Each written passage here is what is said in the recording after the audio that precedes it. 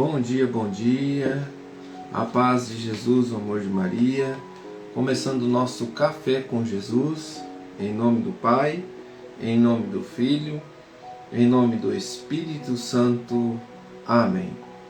Senhor, louvo-te por sua grandeza, louvo por sua bondade, onde reconheço e conheço que através do que é bom, encontrar somente em ti o verdadeiro sentido do amor. Deus meu Deus, eu te adoro, eu me entrego ao seu querer. Consagra a minha vida toda, a minha casa, Senhor, a minha família, tudo que eu tenho. Ao seu comando inclino todo o meu agir, o meu proceder. A vós, Deus meu Deus. Bom dia, queridos irmãos, é com alegria que a gente está aqui. Mais um dia falando um pouquinho sobre o Catecismo da Igreja Católica. Esse momento único que é um café com Jesus todos os dias. A gente precisa perseverar, a gente precisa pedir a graça, porque tudo nos é dado através de Deus. Então quando Deus permite, é porque nós temos que agradecer, louvar a Deus por essa graça. Sabe, irmãos, e hoje nós estamos conhecendo o coração do homem, né? Vai falar um pouquinho sobre o adultério, como a gente já falou ontem, deu início ontem, adultério e o coração do homem. Hoje nós vamos ver o parágrafo 2517 falando sobre isso. Vamos lá? Parágrafo 2517, a página 646 do Catecismo. O coração é a sede da personalidade moral. É do coração que procede más intenções. Nós vimos ontem nesse versículo bíblico, Mateus 15:19, más intenções, assassínios, adultério, prostituições, roubos, falsos testemunhos e difamações. A palavra adultério, qual que é o significado? Violação da fidelidade. Sempre Jesus nos fala, seja justo e verdadeiro, certo? Então a gente fere com a traição, com as mentiras. Então o adultério é a violação da fidelidade. Não é só o prazer da carne que é violado, né? Mas há também a do espírito, como nós falamos ontem. É aquela dor da traição, a dor da mentira. E quando você fere isso, irmãos, é uma dor constante na alma dessa pessoa que foi traída. Fico imaginando aquele momento de Jesus com os discípulos, que Judas trai, né? Aquele que coloca a mão no prato que vai me trair.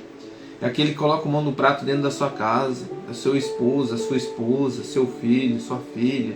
É o parentesco, é aquele amigo fiel.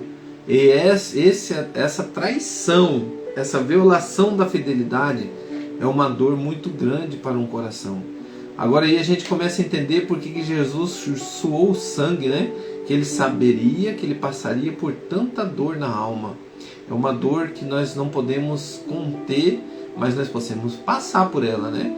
Então, diante de uma infidelidade, nós temos que entregar nas mãos de Deus. É o que nós vamos ver hoje no Lectio Divino. Então, o coração do homem ele precisa ser modelado. De que forma? Vamos lá, vamos continuar aqui. Então, diante desse mover, diante do adultério, diante da traição, diante dessa dor, o que o Catecismo vai nos dizer? Né? A luta contra a concupiscência, que é contra o pecado da carne, passa pela purificação do coração e a prática da temperança. Então, para que nosso coração seja purificado, nós precisamos passar pela prática da temperança. Ele está citando aqui, 1809, eu já deixei marcadinho. Parágrafo 1809. O que significa a temperança? A temperança é a virtude moral que modera a atração pelos prazeres. Ele procura o equilíbrio no uso dos bens criados. Assegura o domínio da vontade sobre os instintos e mantém os desejos dentro dos limites da honestidade. Aqui nós finalizamos o que é a temperança. É o equilíbrio. Eu dou sempre um exemplo, que nem eu mesmo na prática do servir a Deus, né? Então, nós temos que ter a temperança. O nosso sacerdote, ele está ali para cuidar dos fiéis, da igreja, né? Da comunidade. E nós, que nosso chamado ser pai, ser mãe, cuidar da nossa família. Então não adianta eu morar dentro da igreja e minha família está abandonada. Aí eu não tenho a temperança, é o equilíbrio. Então eu tenho que servir a Deus, mas tenho que cuidar também do meu primeiro chamado, a minha família. É um exemplo de temperança. Agora no adultério, na sexualidade, nas práticas, nos desejos da carne, mesma coisa, irmão. Se você é casado, se você é casada e tua esposa ou teu esposo faltou, né, por causa das suas enfermidades, quantas pessoas sofrem com isso, né? Quando ela está passando por uma depressão, quando ela está passando por um momento difícil, talvez não sente o desejo da carne, né, por causa daquela enfermidade. O que ocorre muito no erro? Naquele momento a pessoa recorre a um conselho errado, recorre à voz de Satanás. Aí vai falar, não, abandona essa pessoa, você tem que ser feliz, vai com outra pessoa. Meu irmão, aí que está a temperança nesse momento. Você não pode ficar apegado a esses desejos aí. Você tem que ter um equilíbrio neste momento. De que forma? Poxa, se a minha esposa é uma só carne comigo, se o meu esposo é uma só carne comigo, se ela está enferma, eu estou também. Se ela não está podendo hoje, né, não sente os desejos da carne, que é esse desejo do contato, mas por causa da sua enfermidade, eu estou enfermo junto com ela. E aí você vai ter o equilíbrio, você vai se conter. De que forma? Rezando, em oração, fazendo penitência, né? Fazendo os sacrifícios onde que neste momento vai te ajudar você a lutar contra esse mal, né? É vida de oração, é vida de caminhada. E aí, meu irmão, correr longe, né, dos riscos do adultério, do olhar, do ver, onde você está olhando as internets da vida, né, os vídeos pornográficos. Você tem que correr fora de todas essas coisas. Já é pecado sem estar, né, com algum problema.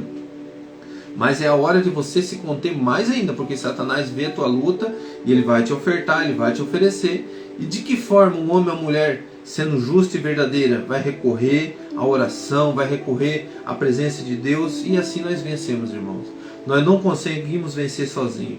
E aí você vai rezar pela tua esposa, pelo teu esposo, pelo teu filho, pela tua filha. Está acontecendo as mentiras, né? As traições, as defamações, os erros.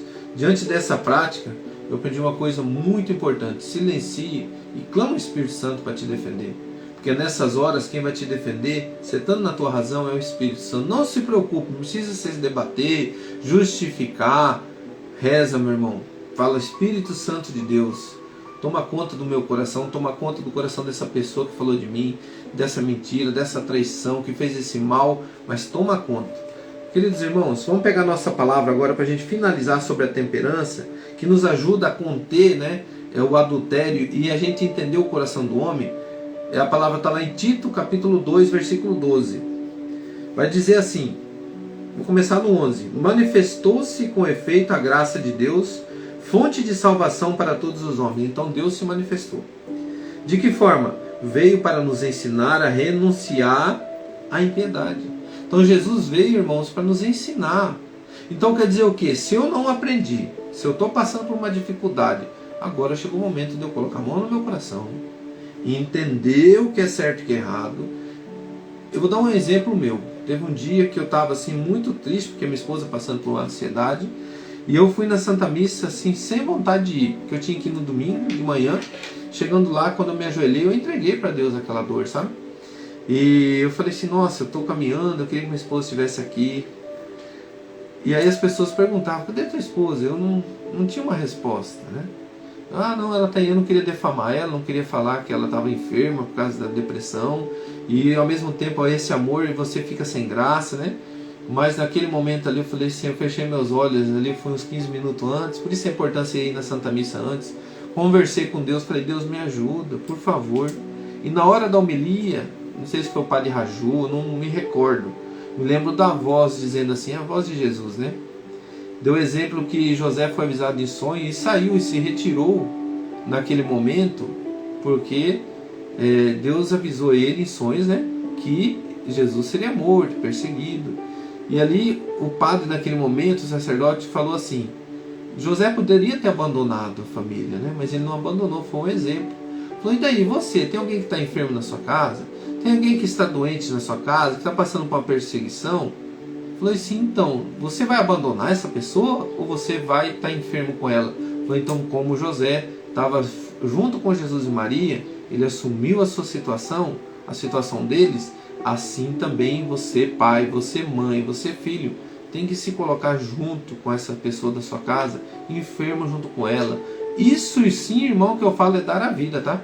Não é dar a vida por coisa assim, não, do ter, do ser, não. É dar a vida mesmo no amor. Se tem alguém enfermo com você, respeite, considere, lute junto com essa pessoa. Aí, meu irmão, eu fiz isso e com a graça de Deus consegui entender lá na Santa Missa. Nosso sacerdote, olha só, irmãos, tem a pessoa que fala, tem que ir lá colocar a mão, tem que não sei o que, né? Tem que orar por mim. A palavra de Deus é viva e reta, querido. Basta o teu coração se abrir. É ali na Santa Missa, é Deus falando contigo. Aí eu falo para você no grupo de oração, onde você for, se você for com o teu coração íntegro, cuidando de você, buscando a tua vida com Deus, a tua temperança está aí. Em se colocar diante de Deus, com o teu coração, ouvir Ele e colocar em prática. E foi o que eu fiz, e com a graça de Deus, hoje o meu coração se encontra aliviado e um coração com um caminho. Por quê? Eu consegui compreender que eu estava enfermo junto com a minha esposa. Então o que adiantava, né? Eu estar ali o dia inteiro dentro da igreja, mas a minha esposa que mais precisava de mim, não tinha eu como esposo. Então a gente tem que ter compreensão, tem que ter a temperança no entendimento. E um coração que vai entender. Por que eu estou dando esse testemunho? Porque muitos casos acontecem da traição, do adultério, por falta de compreensão, de você ter o equilíbrio da sua carne, de você compreender. Para você começar a compreender, a coordenar a tua carne, você tem que compreender o motivo, a razão. E isso que Deus nos coloca hoje. Ainda continuando aqui, para a gente finalizar, veio para nos ensinar a renunciar à impiedade e às paixões mundanas e a viver neste mundo com toda a sobriedade, justiça e piedade, na expectativa da nossa esperança feliz, a aparição gloriosa do nosso grande Deus e Salvador Jesus Cristo, que se entregou por nós a fim de nos resgatar de toda iniquidade, nos purificar e nos constituir seu povo de predileção, zeloso na prática do bem. Então, irmãos, palavras do Senhor, graças a Deus. É com essas palavras que a gente encerra aqui. É o nosso Senhor que deu a vida por nós. É o nosso Senhor que nos coloca como os prediletos dele, zelando na prática do bem. Que a gente possa zelar com a temperança na prática do bem. Rezemos. Pai nosso que estais no céu, santificado seja o vosso nome. Venha a nós o vosso reino, seja feita a vossa vontade, assim na terra como no céu. O pão nosso de cada dia nos dai hoje. Perdoai as nossas ofensas, assim como nós perdoamos a quem nos tem ofendido. E não nos deixeis cair em tentação, mas livrai-nos do mal. Amém. Só lembrando uma coisa, quando eu estava rezando o Pai Nosso, me vinha o momento do perdão, perdoai, né? Se aconteceu desse coração humano, ter acontecido o adultério, a traição, é o teu momento de ser verdadeiro. Porque o que cura a imperfeição é você jogar para fora e ser verdadeiro. E na prática da verdade, quando você chega na frente da pessoa e assume o teu erro, ali está acontecendo a cura, ali está acontecendo o perdão. Porque tem muitas pessoas que adulteram, mente, rouba, mas quando ela descobre que isso é pecado e isso aí não é certo, ela se arrepende e ela chega e fala assim, eu fiz isso de errado contigo. Por mais que seja a minha dor, eu sei que você pode me crucificar, mas eu estou sendo verdadeiro, eu peço perdão pelo que eu fiz. Me perdoa? Querido irmão, querida irmã, se isso aconteceu na tua vida, foi uma pessoa honesta contigo. Por mais que tenha praticado o erro, mas ela está disposta a viver uma vida nova. Porque o mentiroso, ele continua dizendo que nunca fez. Mas aquele que assumiu, é sinal de que ele assumiu o seu erro e ele está arrependido. Porque o mentiroso sempre ele vai dizer, não, eu nunca fiz isso. Mas todo mundo sabe, a pessoa sabe, mas a pessoa não se redime daquilo que ela fez. Que a gente possa praticar o bem, fazendo o bem, porque a traição é uma situação muito difícil. Jesus viveu também na carne a traição de Judas, como de todos nós, né, irmãos, quando negamos Ele. Que Deus abençoe. Louvado seja nosso Senhor Jesus Cristo, para sempre seja louvado. Em nome do Pai, do Filho e do Espírito Santo. Amém. Daqui a pouquinho, Lectio Divino, 5 minutos, hoje nós vamos clamar a Deus, né, para que a gente não esmoreça, para que a gente seja um homem ou mulher, que nós temos as nossas limitações, mas Deus vê além de nós e nos ajuda. Que Deus abençoe, um grande abraço.